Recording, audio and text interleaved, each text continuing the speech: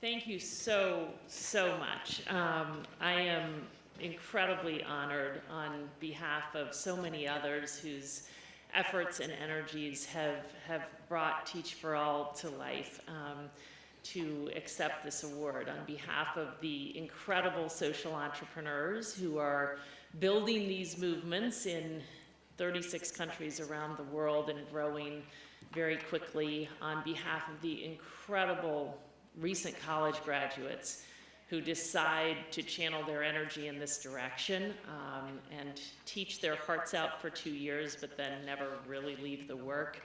On behalf of the incredible philanthropists and supporters in the public and private sectors, without whose support we would not exist, including, I must say, those in Germany, our largest global corporate partner, Deutsche Post DHL here.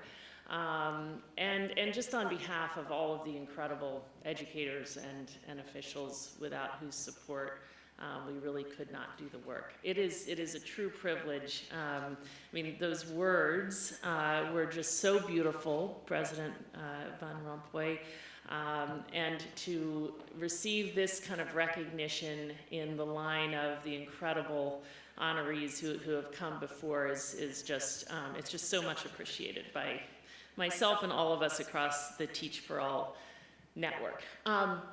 As you have gathered, what has brought all of us together in this network is a commitment to tackle a problem that we believe is among our world's most fundamental issues. The fact that really irrespective of the level of development of your country, where kids are born predicts their educational outcomes and, of course, in turn, their life outcomes. This is a massive issue in our least developed contexts. You know, I think about India, home to 20% of the world's children, half of whom will not get a primary education, 90% of whom will not complete their education, and only a tiny fraction of whom will get the kind of education that those of whom those of us in this room have attained. But it's a challenge that exists not only in our least developed context, but in our most developed contexts. Across the European Union, every year, 6 million students drop out of school. And about a fifth of the kids in the European Union, by the time they're 15, demonstrate limited literacy. So I think about, you know, the country in which we sit now, and about Germany, which is thriving on so many indicators, you know, and if you look at the PISA results, your results are certainly a lot stronger than the results of my own country, you know, top 20 countries, strong results on the PISA, and yet, again, where you're born really predicts whether or not you will attain the kind of education that would afford you real opportunity. I was talking earlier today with Alexandra Braun, the student here at ESMT who is an alum of Teach First Deutschland, and she taught in the south of Germany and said that the 10th graders she was teaching, the 15-year-olds, I was asking her about their educational levels, and she said, honestly, they cannot write. And I said, what do you mean cannot write? She said, if they wrote a page and you looked at it, it wouldn't say anything. Like, they cannot write a page. And I asked her if this was, I mean, these are many of them immigrant students, is it a language issue? And she said, they can't write in their own language either. So even in the Germanys of the world, we face such significant challenges in this issue. And as you heard earlier, we're pursuing a big idea across the Teach for All network as a way of tackling that issue. So that issue that we're all coming together to tackle it's not only massive, but it's very complex. This is not an issue that we have because of any one factor. It's not that, oh, the teachers teaching the most marginalized kids aren't effective. That's really not it. It exists because whole segments of kids face a lot of extra challenges, and they show up in schools that were really never set up to meet their extra needs, and there's this incredible set of mindsets and policies and practices that that fuel the whole thing. So it's massive and it's hard. Now, in the history of the world and in every realm of life, when you face massive, hard problems, what do? I mean, I'm here in a business school, so I'm sure you all intuitively think you put your best people on it. That's the only way to solve massive, hard problems. And yet, all over the world, we channel our best educated talent, our most outstanding recent college graduates, our most promising future leaders. We channel their energy everywhere but towards expanding opportunity for our most marginalized kids. We channel that talent into medicine and law and technology and finance and communications and lots of worthwhile pursuits, but very rarely towards this set of issues. That is what we're working to change across the Teach for All network. In the US, Teach for America, now 26 years into the journey, has actually changed that. You know, every year we're channeling a good fair share, thousands of the most outstanding recent college graduates from whether it's Ivy League schools or just top colleges all over the country towards this set of issues. In the UK, Teach First is the largest graduate recruiter every year. Now, again, channeling a solid, big portion of the top graduates towards this set of issues. And now, as you've heard, in 36 countries with another 27 in the pipeline, you know, we are on our way to doing that really all over the world and in every region of the world. The power of it isn't just what happens during those 2 years. Those 2 years are so crucial. They're so crucial for the kids in the classrooms of those folks who sign up to do this. It's about those 2 years, but it's really also about every single year after the 2 years. So all across the Teach for All network, about 60% of these people never leave education. It's true in my own country, 66% of the 40,000 Teach for America alumni are still working full-time, long-term in education. They're teaching, they're running schools, they're running whole school systems. And beyond that, another, say, 20% are working to take on the related issues. So maybe they're working in policy, or they're working in legal services or in public health to improve the quality of life in low-income communities, or to strengthen our schools from these other sectors. So I thought I would just spend a few minutes that I have today to share with you the biggest and most central lessons of this now 26-year journey in this work. And there are really three, and they're the three lessons that fuel my ongoing sense of urgency and sense of responsibility, and lead me to think that we're on to something that could really change things globally and really hugely in Europe as well. So the first of these lessons is that it is actually possible to solve this problem. When I think back to what people in my own country thought about educational inequity 25 years ago, I mean, in all honesty, we weren't thinking about it. People thought, you know, we'd have to fix poverty to change the fact that your background predicts your educational outcomes. And yet what I have seen, and it started by seeing in a few classrooms, teachers meet kids with high expectations and provide extra supports and realize that they could take the most disadvantaged kids and get them to the highest levels of educational outcomes. And then I saw whole schools doing that. And now I'm seeing whole communities in my country that people had thrown up their hands about and had no hope for, actually changing at community levels. I think about our nation's capital, Washington, D.C., because when we started placing teachers there now 25 years ago, it was the lowest performing of all the big urban districts. The, say, fourth graders, so 9-year-olds, were at a first grade level in terms of reading. That's 2 years behind the kids in the low-income communities in New York. So this was a system that it was deeply entrenched. Nothing was changing. It's the fastest improving urban district in the country now. If you met the average 8th grader today, they're half a year ahead of where they were just 2 years ago. And there are 40 whole schools in Washington, D.C. that we could call truly transformational for kids. On average, if you're growing up in Washington, D.C., you have a 5% chance of getting a college degree, which in the U.S. is just really quite crucial to getting the kind of job that would get you out of the cycle of poverty. And these schools are putting kids on a path to 40 or 50% of them getting college degrees, and all of them getting through high school.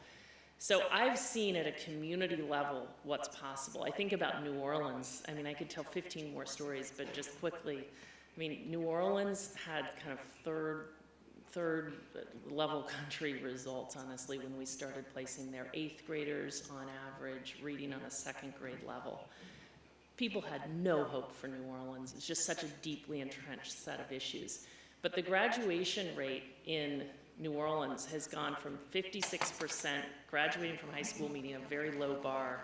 In the last decade, they raised the graduation standards, and still 73% of the kids in New Orleans are now meeting the higher standards and graduating from high school, with many, many more of them college ready. So I've seen whole communities up close in my whole country do this, and the exciting thing is that now, thanks to the PISA, we can see whole countries making it happen. I look at Poland. I mean, it's absolutely stunning to me that you can take a whole country that was below average in terms of the problem-solving skills of 15-year-olds, based on the PISA, and within 1 decade get to the highest echelons of excellence and equity in the world. So this is the first lesson of our work. Like, I think many people view educational inequity as a very intransigent issue, but we just have to get our head around the fact that we know we can solve it because whole communities are doing it and whole countries are doing it. So that's the first lesson of our work. The second is that the core of the solution is actually leadership, and that this approach that we're pursuing at Teach for All can be an unparalleled source of the leadership we need. So I think about Poland because we just took folks from 18 of our partner organizations to Poland to try to understand, what did they do? Like, what is it that generated that kind of progress in Poland? And it was a fascinating few days that we spent there, and of course there were many, many contributing factors, and they have a context in Poland where, you know, there was a broad kind of public recognition that, you know, education is our key. Like 10% of the kids in Poland in the communist era would get a university degree, and they knew that had to change if they were going to stand a chance to compete. And there's a deep kind of cultural belief in the transformational power of education. But there were also, this system was in deep need of repair. And the changes that were implemented in Poland, and there were many, met a lot of resistance. Despite the public kind of belief in education, still, from parents to teachers, there was a lot of pushback. And one of the most striking things to me, and I guess it struck me because I've seen lots of other contexts and what happens when there's pushback, what struck me most was that the leaders in Poland never wavered. There was pushback, and they kept the foot on the pedal and stayed the course. So the conviction and commitment and insight of those folks working in the education ministry and supported by the broader governmental leadership in Poland, you know, honestly, from everything I could gather, leadership was a huge part of what enabled them to make the progress that they made. I've seen the same thing up close. I mean, I think about the examples of New Orleans and Washington, D.C., and not only the critical role that leadership played in solving the problem, but the critical role that Teach for America played. I mean, many things happened to affect the changes that we've seen in DC and in New Orleans. If you took the Teach for America people out of the equation, you would take away so much of the energy and leadership that's driven the change. In DC, you would take away the 2 schools chancellors who presided over the system for the last 11 years. you would take away 3/4 of the senior team for that decade, all of the managers of the school principals. You'd take away about 20% of the school principals, including many of the leaders of those 40 transformational schools. You would take away the last 5 teachers of the year, hundreds of other teachers, the deputy mayor for education, the state commissioner for education, and the leaders of many of the NGOs who supported the change. In New Orleans, you would take away half of the school principals, 1/3 of the teachers, the state commissioner of education who took over the school system and created the enabling environment for a lot of those changes. You'd take away 1/3 of the staff in that State Department of Education if we didn't have years of Teach for America alumni coming into that system. So that's the second thing that fuels us, is just realizing, first of all, there's no one easy answer to the problem of educational inequity. It's going to take doing a lot of things differently. The big question is always, who is going to do it? And what we've seen is that this kind of approach can be a huge piece of the key to the answer to that question. So that's the second big lesson.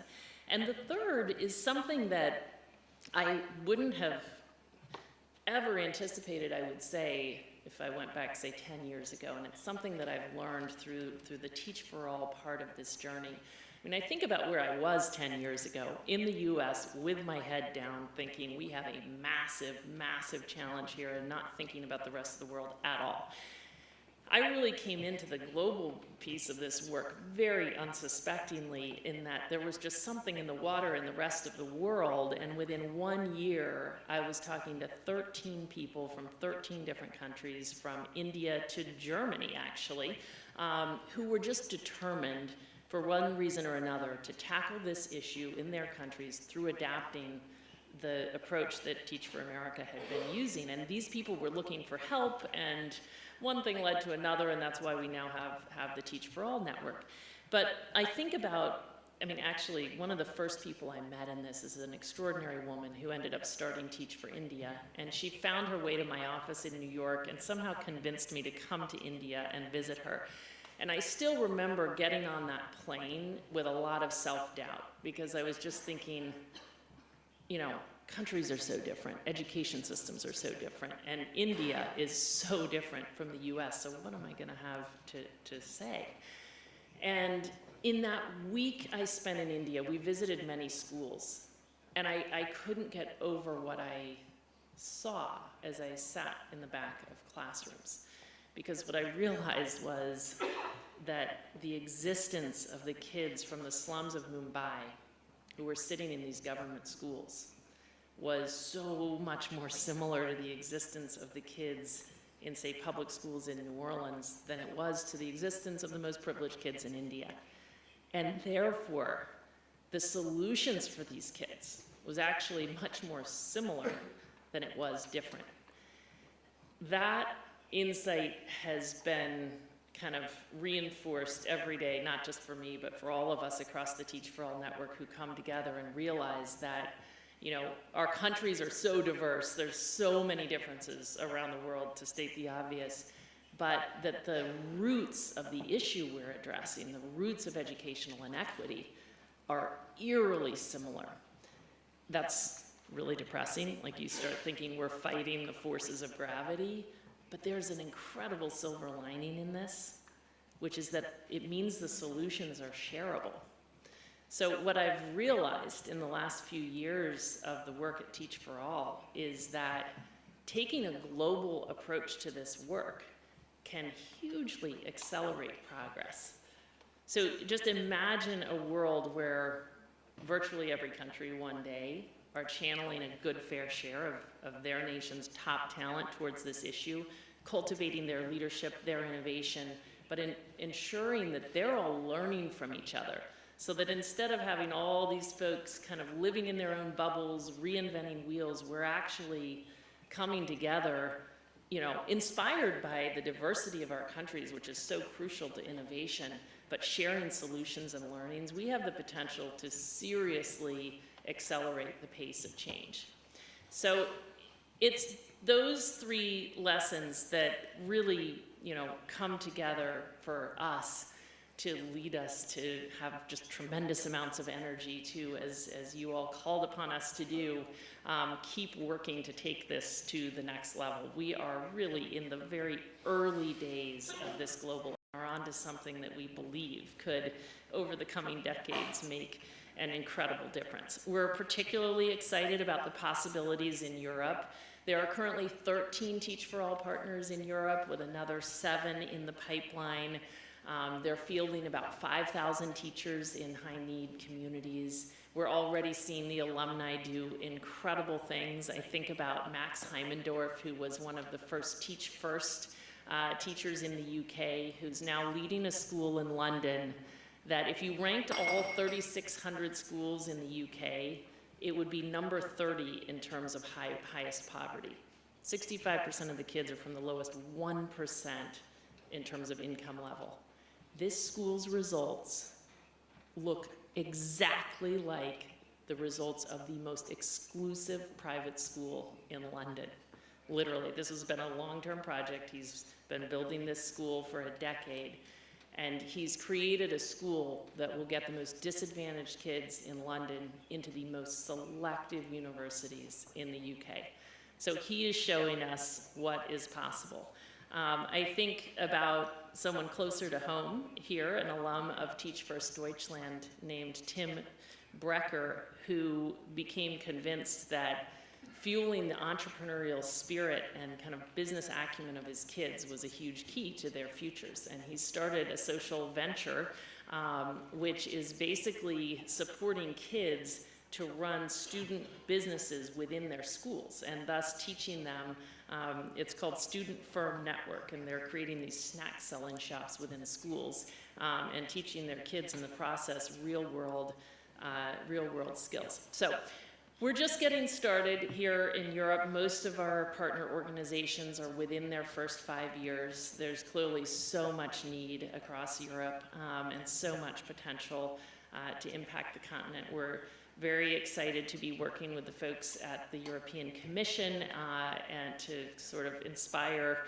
and accelerate the pace of change, and about new partnerships that we're forming every day with governments of European countries, from Austria to Slovakia to Latvia, et cetera, that are going to kind of open the gates for us to place growing numbers of teachers in these countries. So we have lots of hope that we can move the needle here in Europe, working, of course, alongside many, many others, and that programs like Teach for Belgium and Teach for Bulgaria and Teach First Deutschland have a lot to contribute to the progress. So I hope that, I guess I should just say, I am so grateful again on behalf of everyone who's connected to this work for you all's recognition and endorsement. We really can ensure that all kids all across Europe have the opportunity to attain an excellent education and fulfill their true potential. The only real question in our minds is whether enough of Europe's most promising future leaders will just step up and say, you know what, we're going to make it happen. And what we've seen is that we can actually ensure that they do. It will take a lot of work, and it will take your help, but we are going to keep going at it and to give that pursuit a shot. So again, thank you so much for all your recognition and support.